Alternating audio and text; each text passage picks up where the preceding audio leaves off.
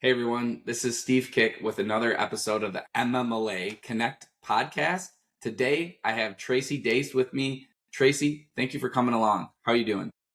I'm doing great, Steve. Thanks for having me. Yeah, Thanks for convincing me to do this.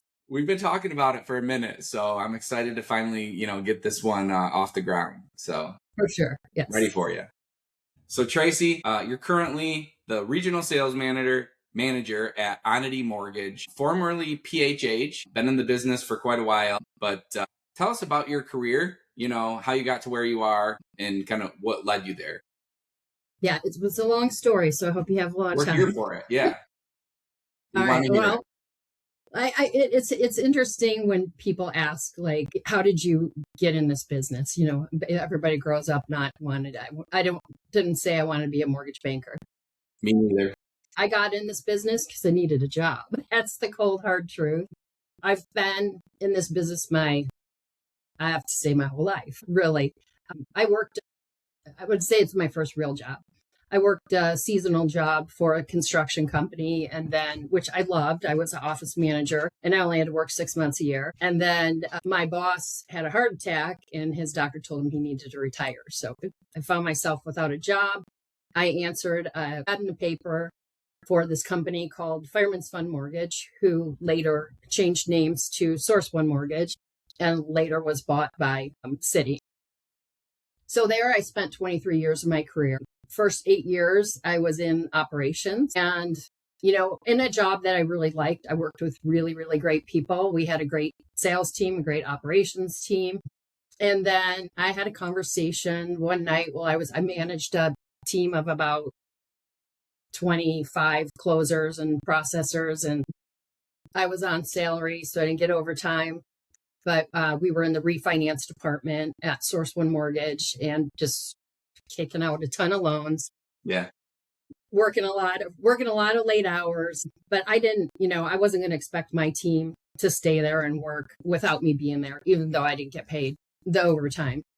And one night I was down talking to one of the managers, and she's like, I'm so tired of all the operations people complaining about the salespeople. And if you don't like it, just go be one. Yeah. So I went home, that light bulb went off, and I went home, and I came into work the next day, and I told my manager, I said, hey, I think I want to go into sales.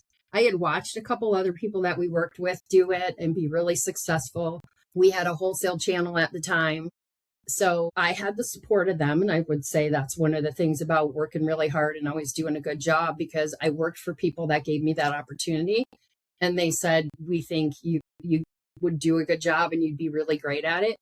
So they let me go into this sales job that I knew nothing about what I was doing. So I got handed a phone book and 3 states, Colorado, Nevada, Utah, to start, and said, start calling these companies and ask them if they want to sell loans to our wholesale name at the time was the Mortgage Authority. So that's how I learned. It threw me in. I started calling people. So fast forward a couple years later, we get acquired by Citi, and now my territory expands. We acquired a few more companies, and now they're like, okay, now we want you to travel. So before it was just over the phone, pick up the phone, cold call, try to get clients signed up that way. But now we want you to go out, visit clients, form relationships with them. And I remember the very first appointment I went on, I inherited an account from a previous rep, and I sat down in front of the guy, and he says to me, if you're anything like so-and-so, you're worthless to me. And I was like, wow. And they had stopped selling us loans. And a lot of times, I guess this is one of the things that I will say is that, I kind of learned early on what was important to clients, right? He didn't sell to us because he felt like he had a rep that wasn't there to support them, didn't return phone calls, not timely, if ever. And I said, what is it going to take to get you back on board? It's like, just answer my calls. It's that simple. Just answer my calls. So that was appointment 1. And then start, right? Pardon me? Good start, right? Yeah. it was a good start, right? It was a rough start, but it was a good start because it taught me like you really need to be there to support your clients. So my territory expanded a lot, and I was always west of the Mississippi. I made it through the mortgage crisis of 2008, and then it was 3 years later because it was 2011. I got let go due to a reduction in force. So they had let all the managers go and then rehired floor that would run wholesale and correspondent. So you had to reapply for one of the four positions. I didn't get it. So now I find myself without a job.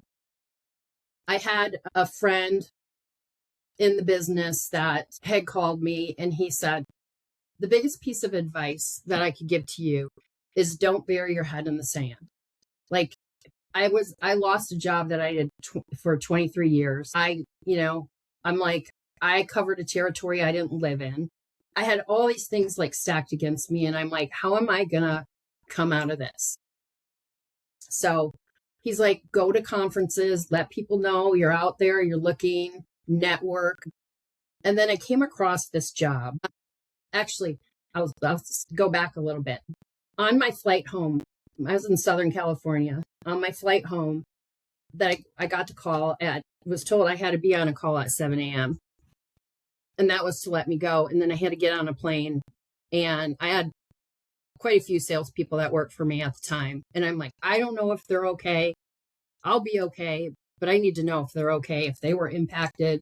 Sure. One of them called me right before I got on the plane, and he's like, "Are you okay?" And I'm like, "Are you okay?" I was crying, and then So anyway, I was sitting on my flight home, and of course I had to go through Georgia to get to Detroit, and I'm telling the guy sitting next to me, my seatmate, what happened. So we stand up to get off the plane, and I met Todd Potter.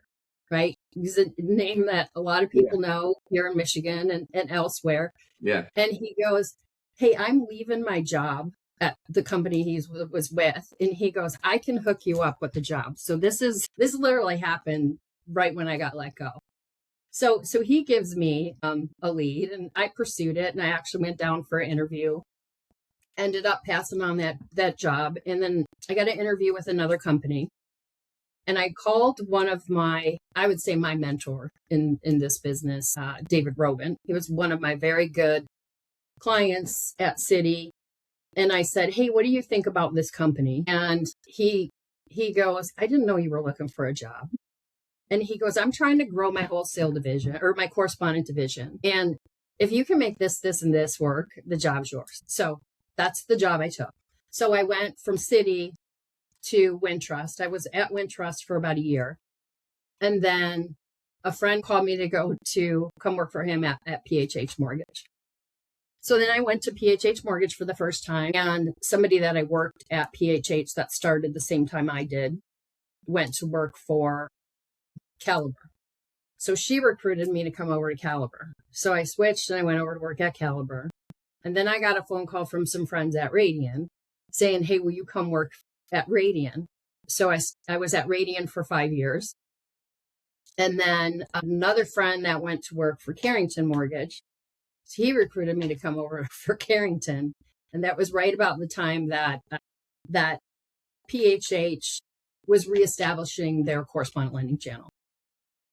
So I got a LinkedIn invite from my now boss. And I'm like, I wonder why he's reaching out to me. Yeah. And then we ended up talking about a job, and he had somebody who was leaving the position, and he's like, I'd like somebody based out of Michigan to cover, a couple of states in the Midwest. So that was about 4 years ago, and I've been at Onity since. So PHH went through a name change earlier this year, and now Onity Mortgage. So you've been there for, it looks like a little over 4 years, about 4.5 years now? Yes. Yep. And you're the regional sales manager. So what do you do in that role? What is your what does your main day-to-day look like as the regional sales manager at Onity Mortgage? So, we have my main focus is on correspondent lending and co-issue, but we also have other business lines that are equally as important. We're a subservicer and we also buy MSRs. So, we kind of operate with a unique enterprise business model that our competition doesn't necessarily have. So main focus on correspondent lending, co-issue, and then, like I said, subservicing. And then let's just say somebody has loans that their originator, they service their own loans, and they, for some reason, say, hey, we want to sell this book of loans. We will buy the MSRs. So, we basically have 4 business lines that we operate in. And for the layperson, MSR stands for? Master servicing rights. Yep. So we got to make sure we touch on some of that. Not everyone knows our mortgage jargon, so yeah. But, there's a couple things that stand out to me when I listen to you talk about your career. And the first thing I want to ask you about is you said you knew nothing about sales when you got into the sales role. However, you had been in operations in mortgage for a while, right? So, but when you got Yes. So I would say that nothing. You knew that, in my opinion, some of the very important things that salespeople need to know, which is how everything runs on the back end, so you can explain the process to the people you're selling to, right? Yes, and that's very true. I think that's what proved to be one of my biggest assets to my clients, is that I did have that operational background before I went into sales. So when there was a problem and a loan didn't get purchased, I was at a client's office one time and he's like, why haven't you guys purchased this loan? And I actually went back with his operations team, and we found out that this is when paper files had to be delivered. We found the loan sitting in their office. I'm like, here's why we haven't delivered it yet or bought it yet, because you haven't we don't have delivered it yet. We don't have it. Yeah. So they loved the fact that I could dig into, I had the background. I didn't have to call other people, and I had the background to be able to help them. And it proved to be very beneficial. Yeah. And I think that's a good point to make, because every person that started in operations that went into sales always says the best salespeople started in operations, right? Yes. And I believe that. Yes, I agree. 100%. Sure. So, yes. Yeah. I love that. I wanted to make sure, because you were like, I knew nothing, but I'm like, you knew a little bit more than you think you did. So yeah, I knew nothing about sales. And then I guess I should elaborate on that, because, when I started, it was like, here's a phone book and call these people. But I was very fortunate to work for some very good companies that invested a lot into sales training and enhancing sales skills. And even at Onity, this year and a half ago, maybe we went through this regular sales training. So everybody had their things they picked up, even though we're all very well established salespeople. There are tips that you can always pick up from doing sales training. Yeah, that's something we always keep talking about is, you got to always continually be learning. There's something new or something different that you can adjust or change or learn about, that can help your business. Yes. So, definitely. The other piece, after we, got to hear your illustrious career, that I think about is that you've been at a few different places and in a few different roles. So you're pretty well versed in the mortgage industry, right? You know a lot of different things, and that makes you very unique and, a very strategic partner for your company, right? Yes. I mean, you've got knowledge in every different kind of role, front end, back end. So kudos to you to, be able to develop all those different facets. Yes. As an employee. So I love it. And I know one of the things we were talking about before was, just for the audience, if they don't happen to know, like, what the difference is between, like, correspondent lending and co-issue. I mentioned those were the key focuses of my job. So when you think of, you have retail, channels have retail, wholesale, correspondent, we focus on the correspondent, and then there's co-issue. So think of wholesale is a broker originates the loan and it closes in somebody else's name. and then it gets serviced by whatever lender. And the correspondent, the easiest way to explain it, it's like the loan closes in the lender's name. They have what's called a warehouse line, which is like a giant credit card. So they put the loan on the giant credit card, and then when we buy the loan, we reimburse the credit card. So that's kind of the difference. It closes in the lender's name, and then we buy and service the loan. And then through co-issue, a lender would sell the asset to, say, Fannie or Freddie, and then we would buy the servicing rights. Nice. So that's kind of the difference between the two. And that's important because, even for a lot of people in our industry, I don't think a lot of people understand those terms, so thank you for touching on that. Yeah. And then we're a servicer and a sub-servicer, which means clients that want to hold their own servicing, but don't have, let's say, the staff to collect the payments, the escrow accounts. We're a top rated sub-servicer, and then we can sub-service for them. Nice. So we own our own book, and then we sub-service. Yeah. So again, you guys have a lot of different lines that you can play with it, that you're getting dangerous in the industry with. So yes. Very cool. Very cool to see what you have going on, and to see what's coming in the future for Onity. I hear some good things are in the pipeline. So that's very cool. Switching kind of to MMLA, which is what brought us together and what continues to bring us together and many people together. You mentioned Todd Potter, who's also a member of the MMLA, being, a crucial role in helping you out in a time of need. Was that connection that you made with him through the MMLA, or was it just, a coincidence that you're both, No, it was, I didn't know him. He was sitting behind me on the plane and really? And overheard my conversation. That's how I met. I thought you knew him and ran into him afterwards. No, that's how I met Todd Potter. Wow. Pretty cool story. Mm-hmm. And now both of you are obviously he was obviously he was impressed by my story, because he's like, I'll hook you up with this job.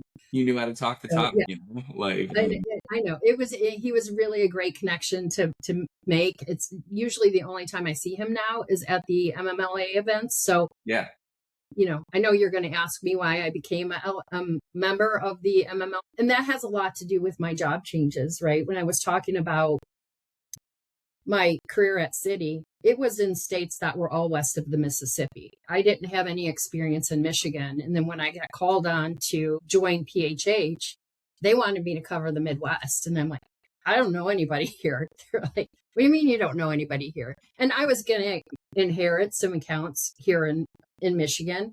But I'm like, other than those, there was only 5, right? There's only 5 accounts. And I'm like, very interested in the job, but I'm like, I don't know anybody here.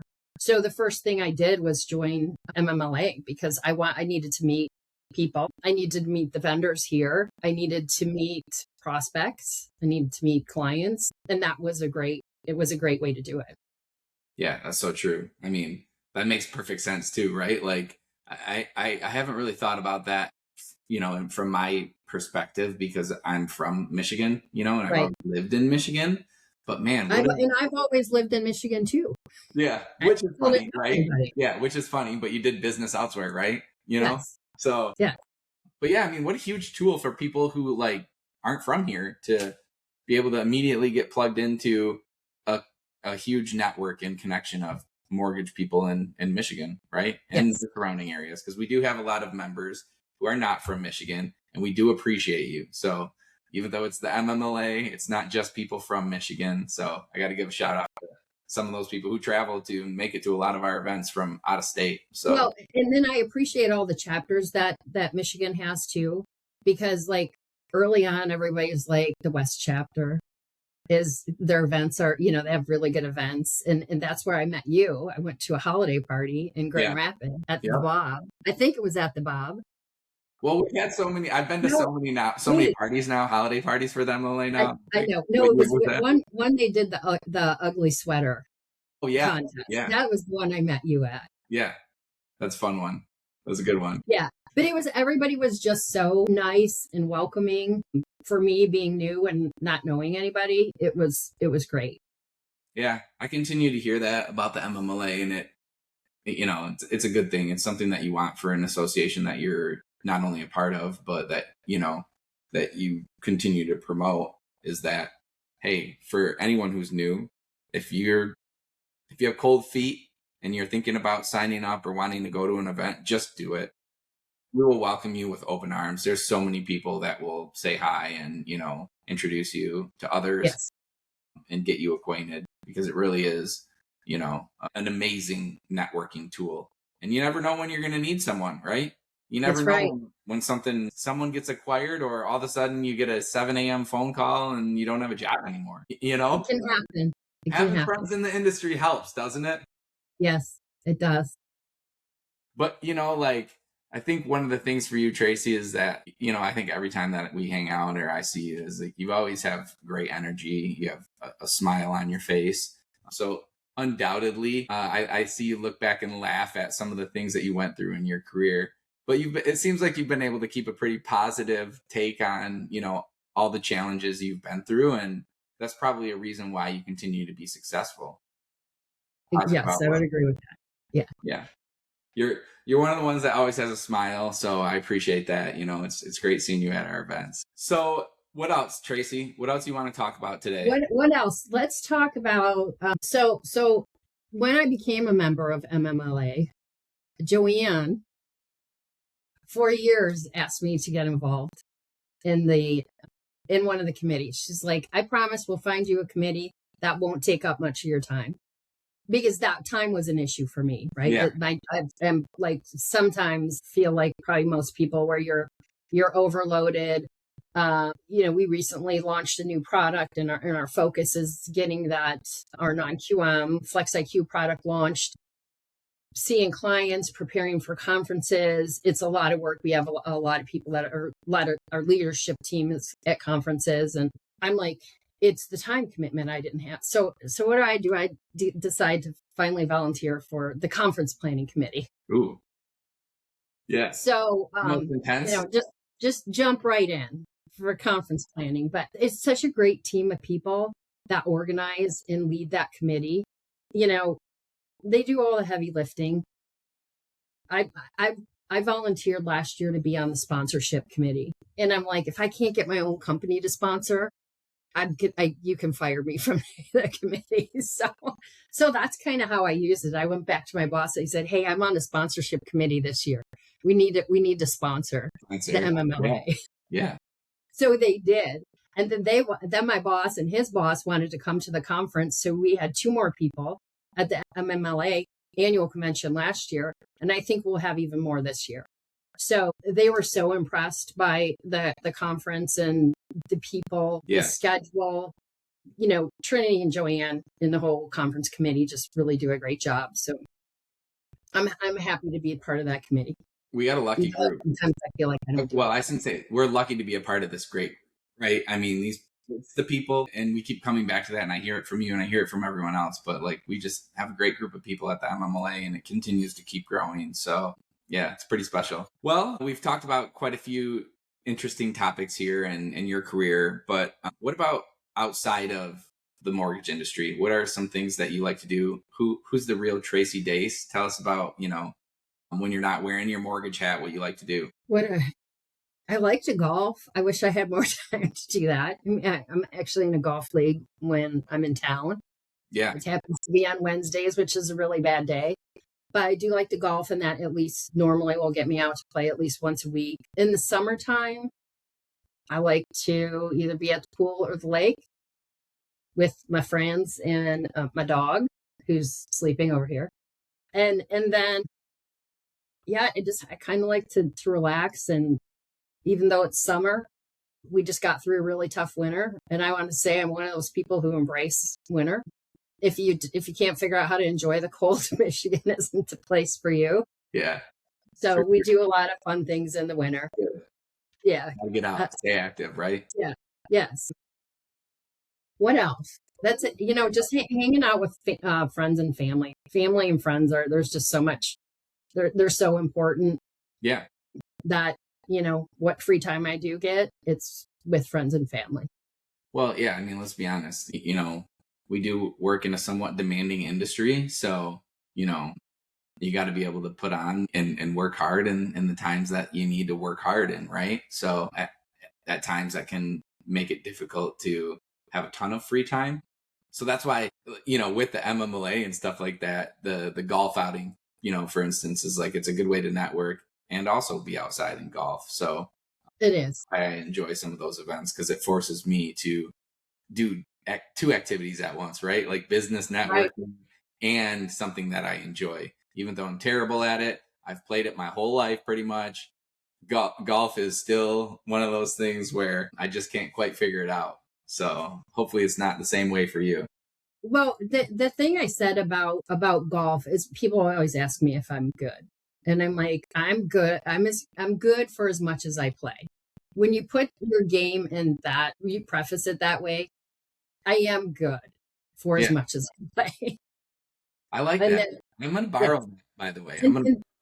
You can. And then you can't get upset about your golf game either, because I'm like, if you don't play all the time, you're not going to be like a super good golfer. You have to play. You have to practice. You got to practice. It's just like this job. You have to do it all the time. The more you do it, the better you get at it. Yes. 100. And then yes. And then I'm also, I go to a lot of Lions games. And I'm actually going to Go Lions. I'm going to the game in Germany this year. So I'm really looking forward to that. Yes. Well, that sounds like a pretty awesome experience. Yes. Who are they playing? I think it's going to be. Oh, I forgot. Is nobody Doesn't matter, right? It's not one of the teams I would prefer it to be, but it's still a Lions game in Germany. That's pretty cool. Maybe I think it might be the Patriots. I'm not sure. Ooh, that'd be nice. I forgot, but it's the Lions in Germany. Yeah, for sure. Well, it's been great chatting with you, Tracey. What's that? Oh yeah, I love that. That always makes it a little bit more fun. Like, it's okay. I do a lot of things on my own, but sharing things with friends and family definitely makes the experience a lot better, for sure. Yes. So that'll be a fun experience for you. And I'll be looking for the update when you go there to hear about your experience, because that's cool. It'll be good. It'll be fun. All right. So before we wrap things up here, I always ask everyone, Tracey, to leave our listeners with something positive. So what do you got? What's your one positive thing for our listeners? So you mentioned it earlier. I would say a smile is contagious, and that, keep smiling no matter what you're going through. We all go through a lot of tough times. When you put a smile on your face, it does make things a little bit better. And most importantly, it can make people feel better. Yeah. And, I told you earlier that I was talking about this last night with one of my friends, and we were talking about what was I going to wrap up with. And, tried and true, we tested it. Sitting at the Ada Hotel in Grand Rapids, the windows were open, and this couple comes by with two little kids, one in a stroller. The little kid looked as angry as could be. And the parents stopped to tend to one of the smaller kids. So he's sitting right in front of us, and I started smiling and waving at him. And he was just grumpy looking at me. And I said to my friend, I'm going to get him to smile at me. So we both turn around and start waving. It's sure enough, he started smiling. And then they're pushing him away in the stroller, and he's looking back, and he's smiling and looking back. So it's a good time. I tell my kids this all the time. People are going to be way more welcoming and receptive to somebody that has a smile on their face. So even when you think things are tough, walk around with a smile on your face, and it'll get a little bit better. Your energy is contagious, right? Yes. So if you do the opposite, you're going to be spreading that too. So I think, exactly. In the world we live in today, we need more smiles. Yeah, 100%. Well, on that, keep smiling, everyone. Tracey Dace, Onity Mortgage, a great MMLA connection and supporter. Same with your company. We appreciate your time and your talent, and thank you for joining us today. All right. Thanks for having me, Steve. It was fun. It was great.